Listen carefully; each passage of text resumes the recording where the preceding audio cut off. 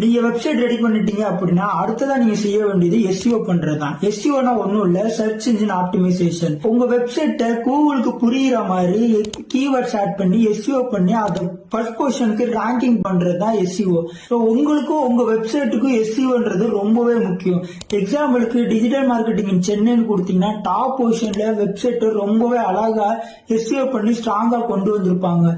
நீங்க உங்க வெப்சைட்டுக்கும் எஸ்இஓ பண்ணோம்னா நான் சொல்ல போறதெல்லாம் நோட் பண்ணிக்கோங்க. ஃபர்ஸ்ட் உங்க டைட்டில் அண்ட் கண்டென்ட்ல எஸ்இஓ கீவேர்ட்ஸ் இருக்கான்னு செக் பண்ணிக்கோங்க. உங்களோட பேஜ் ரொம்ப லோட் ஆகுது அப்படின்னா இமேஜோட சைஸை ரெடியூஸ் பண்றதுக்கு முயற்சி பண்ணுங்க. அது மட்டும் இல்ல, உங்களோட சைட் ரொம்பவே மொபைல் ஃப்ரெண்ட்லியாவும் இருக்கணும்.